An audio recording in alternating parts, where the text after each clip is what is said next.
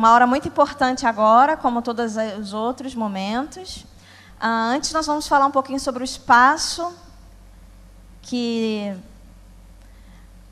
o espaço apropriado para a gente colocar todas essas metodologias, todas as nossas ideias, nossos sonhos em prática. O espaço é muito importante.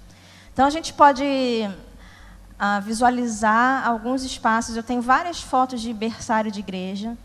Alguns berçários são branquinhos, cheios de berço. Isso realmente é um berçário, porque berçário nos lembra isso, um lugar que tem berços.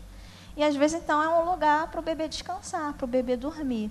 Então, nós temos que avaliar o espaço, né, o que esse espaço está demonstrando, a filosofia da pessoa que está ali. O que ele pensa que o bebê tem que fazer quando está na igreja. Então, algumas pessoas pensam, tomara que ele durma, né, enquanto está na igreja, porque não tem nada para ele fazer aqui. Então, que ele durma nesse momento enquanto os pais estão prestando culto. Então, tem lá o berçário, é o lugar para colocar o bebê enquanto ele dorme.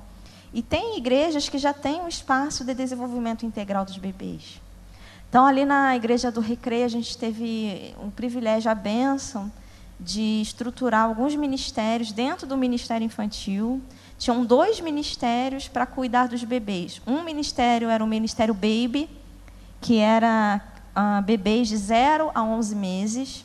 E lá a gente, então, inaugurou o espaço de desenvolvimento integral dos bebês. Essa sala, uma sala razoavelmente grande, não muito grande, mas tinha um vidro, a gente colocou, a primeira coisa, a gente adesivou esse vidro escrito Espaço de Desenvolvimento Integral dos Bebês, para os pais perceberem que ali acontecia alguma atividade, que não era um berçário. Então, a gente tirou aquela placa berçário e colocamos Espaço de Desenvolvimento Integral dos Bebês. Esse espaço, essa sala, tinham 2 divisões. Então, na primeira divisão, tinha ali o micro-ondas para esquentar a papinha, tem a pia para lavar o bebê, né, a banheira do bebê, a poltrona para a mamãe amamentar, o trocador, parece mais um fraldário. Mas nesse mesmo ambiente que tem esse ambiente como se fosse um fraldário de shopping, tinha um cercadinho com tapete onde acontecia a aula do bebê. E no outro ambiente, uma divisão de vidro, tinha os berços para os bebês que estavam dormindo. Então, bebês dormindo para lá e bebês acordados para cá. Uns estavam tendo aula, outros estavam ali sendo trocados ou comendo a sua papinha, e as mães ficavam ali conversando enquanto a aula estava rolando. Então, a gente estava com essa crise, com esse problema das mães não entenderem, não respeitarem que ali estava acontecendo uma aula, logo ali do lado. Elas não estavam caladinhas, mas ficavam conversando e ficavam ali. Então, o berçário, esse local já era muito bonito, só que ele teve que passar por uma reforma para poder melhorar o trabalho dos professores de berçário. Então, esse espaço que era dividido em 2 partes, foi dividido em 3 partes. Então, na primeira parte, quando a pessoa entrava, ela tinha esse ambiente de fraldário, onde ela podia ficar ali, a mãe pode ficar ali, ou a pessoa que está levando o bebê. Tem a poltrona para amamentar, tem o micro-ondas para esquentar a papinha, tem o trocador para trocar o bebê. No segundo ambiente, estavam os berços, onde os bebês que estavam dormindo podiam descansar, e ali ficava só uma pessoa para ver os bebês dormindo, ali uma pessoa ficava lendo, orando pelos bebês. E no terceiro espaço, que foi dividido, ficou esse ambiente para aprendizagem. Então, tinham armários com todos os recursos dos professores, tinham os tapetões onde as crianças ficavam ali, tem a televisão na altura dos bebês para os vídeos que eram passados, e os professores de berçário, então, eles entravam direto, como um corredor, iam direto para essa área onde eles estavam ali servindo a Deus entre os bebês. Na área do meio tinha os bebês dormindo, e na área inicial as mães ficavam ali no espaço dela de convivência, trocando experiências, que é muito importante para as mães também, esse momento onde elas conversam ali sobre os bebês. Então, é uma proposta de dividir os locais. E eu visitei uma igreja em São Paulo, a Igreja Batista Bíblica da Paz, onde eu vi um ambiente muito apropriado, com todas as divisões. E aí eu gravei um vídeo que eu não imaginava que um dia esse vídeo serviria para trazer aqui para o seminário, senão eu teria gravado um vídeo melhor. Mas o vídeo foi gravado, e aí eu quero mostrar para vocês esse vídeo quando a gente entrou lá no berçário da Igreja Bíblica da Paz de São Paulo.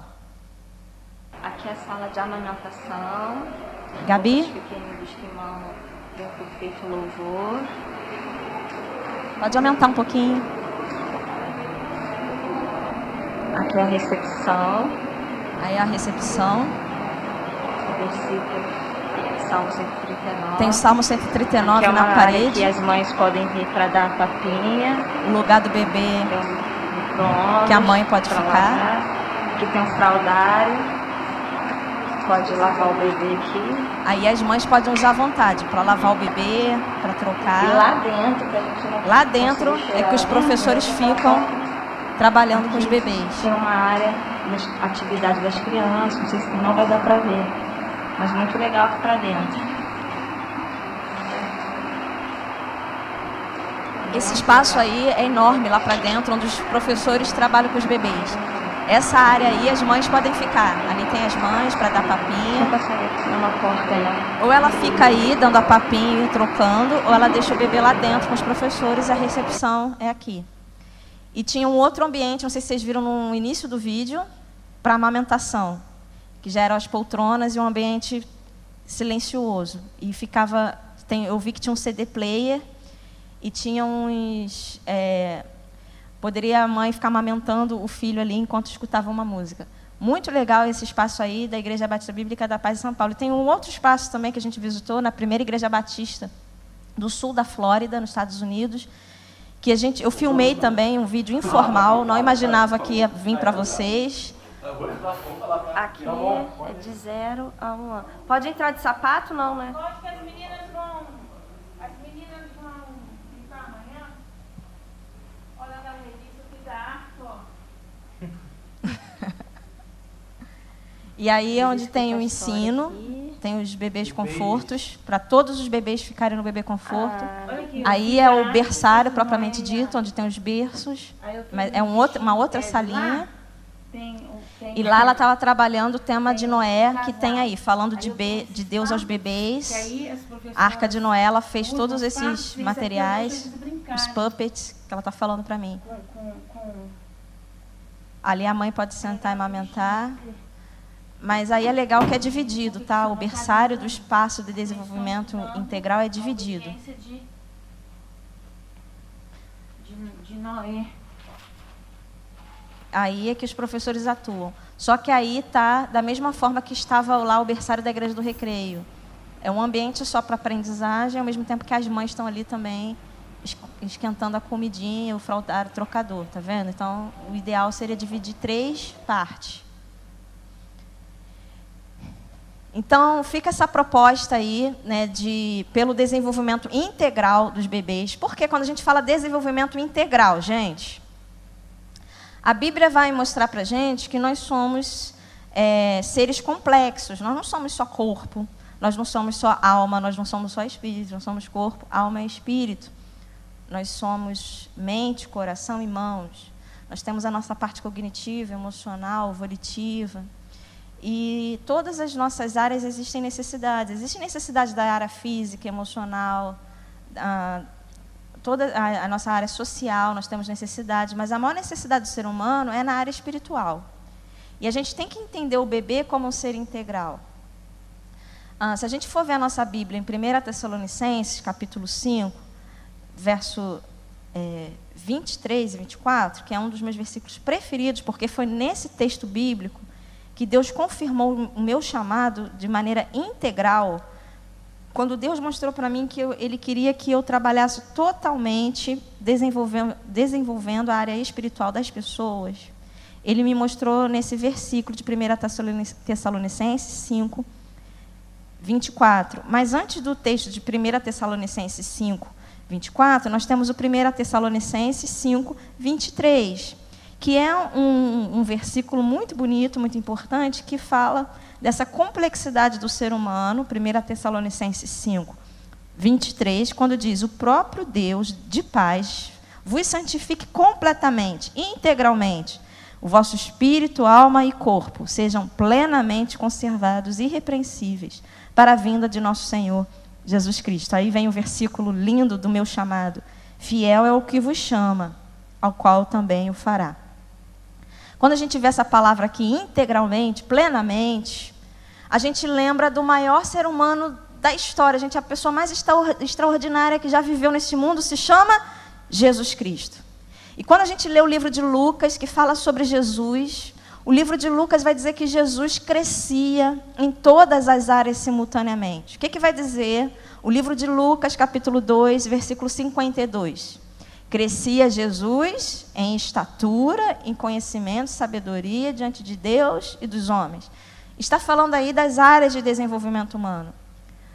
A área física, quando diz que Jesus crescia em estatura, ele crescia em sabedoria, na cognição, na inteligência. Ele crescia diante de Deus, espiritualmente, e crescia diante dos homens. Ele crescia socialmente. Então, Jesus foi a única pessoa que se desenvolveu em todas as áreas simultaneamente, sem erro, sem falha. Jesus se desenvolvia no seu cognitivo, no seu intelecto, na sua parte social, emocional, espiritual, tudo junto. Quando Jesus tinha 1 mês de vida, que ele não era igual quando ele era recém-nascido, ele cresceu fisicamente, ele também tinha crescido espiritualmente. Quando Jesus fez 1 ano de vida, ele tinha 1 ano de vida com Deus. Quando ele fez 2 aninhos, ele tinha 2 anos de vida com Deus. Quando ele fez 3 anos, ele tinha 3 anos de vida com Deus. Quando Jesus faz 12 anos de idade, ele tinha 12 anos de vida com Deus. E o que acontece com Jesus aos 12 anos de idade? Era normal naquela época, era comum um menino de 12 anos, judeu, ir ao templo. Mas Jesus, sendo um menino judeu, ele vai ao templo aos 12 anos de idade, mas algo sobrenatural acontece. Jesus dá aula no templo para os doutores da lei. E isso foi sobrenatural, porque ele tinha mais entendimento, mais autoridade para falar sobre Deus do que todos aqueles doutores. Ele tinha mais experiência, ele tinha aprendido mais de Deus, ele tinha se desenvolvido espiritualmente, mais do que aqueles doutores da lei. Por que Jesus teve esse desenvolvimento integral? Porque ele não tinha um probleminha que todo ser humano tem, o problema do pecado. Jesus não tinha pecado. Então, ele não foi impedido de crescer em todas as áreas. O que nos impede de crescer espiritualmente é o pecado. Só há crescimento se há nascimento. Então, se a pessoa não nasceu de novo, não nasceu do Espírito, ela não vai crescer espiritualmente. Ela pode crescer no corpo. Houve um nascimento físico. Foi isso que Jesus estava ensinando para Nicodemos no capítulo 3 de João. A gente vê essa narrativa, né? Nicodemos chega para Jesus e pergunta: mestre, o que é necessário eu fazer para eu herdar o reino dos céus? E Jesus fala: necessário é nascer de novo. Nicodemos não entende, pergunta: como que eu vou fazer para voltar para a barriga da minha mãe? Como é que eu tenho que fazer? Eu tenho que voltar para a barriga da minha mãe e nascer de novo? E Jesus fala: não, Nicodemos, o que nasce da carne é carne. O que nasce do Espírito é Espírito. Necessário é você nascer de novo. Você tem que nascer do Espírito, porque o nascimento da carne já houve. Então, existe o nascimento da carne, do físico, e vai crescer fisicamente se for alimentado fisicamente. Então, se uma criança saudável, ela vai crescer. Se ela se alimentar, ela vai crescer. Como foi visto aqui, um bebê de 1 mês é diferente do bebê recém-nascido, porque está mamando muito e está crescendo. Mas ele não vai crescer espiritualmente, porque a Bíblia diz que nós nascemos mortos espiritualmente. E que a gente precisa nascer de novo. E esse novo nascimento se dá pela fé em Jesus. Aí começa o crescimento. Então, o ideal é que as pessoas se desenvolvam em todas as áreas. O que Deus quer para os seus filhos? Deus quer ter muitos filhos e filhas iguais a Jesus. Jesus é um modelo a ser seguido. E como foi o crescimento de Jesus? Em todas as áreas simultaneamente. Então, a gente precisa resolver o problema de pecado, na criança do pecado, para que a criança se desenvolva espiritualmente, assim como ela está se desenvolvendo cognitivamente, emocionalmente, socialmente, fisicamente. Vocês estão entendendo o que eu estou dizendo? Senão, o crescimento espiritual vai se dar muito mais tarde, e é aí que está o problema. A pessoa já se desenvolveu tanto cognitivamente, no corpo, já está com 40 anos de idade, 50 anos de idade, agora que ela vai nascer do Espírito, é agora que vai desenvolver o Espírito. Então, o ideal é que a criança, desde pequena, ela seja estimulada para que haja um desenvolvimento espiritual também, junto com todas as outras partes do desenvolvimento humano. E aí essa criancinha de 3, 4, 5 anos, ela já pode crer em Jesus para nascer de novo. E desde bebezinha ela receber esse estímulo, como a gente tem visto aqui que um bebê pode receber estímulo de todas as áreas. Então Jesus é o padrão. Jesus não é só o salvador das crianças, o nosso salvador. Jesus é o modelo a ser seguido. Que as crianças cresçam como Jesus cresceu, em todas as áreas simultaneamente. Jesus, o perfeito Filho de Deus, nasceu sem pecado, nunca pecou. As crianças nascem pecadoras, pecam, mas que elas possam rapidamente reconhecer seu pecado, crer em Jesus, nascer de novo, para que haja logo, ela comece logo a crescer espiritualmente, recebendo todos os ensinos, todas as propostas de Deus que estão na Bíblia, ela possa receber esse ensino e seja capaz de entender e praticar. Somente um cristão pode ter uma conduta cristã. A gente não pode ensinar a conduta cristã para quem não é cristão. Então, não adianta a gente querer ensinar para a criança uma moral, uma conduta, um comportamento, se ela não receber a Cristo como Salvador. Então, é muito importante que todos os professores de crianças, de todas as faixas etárias, tenham a mesma visão, o mesmo entendimento. A educação cristã das crianças é basicamente evangelismo, é evangelizar essas crianças.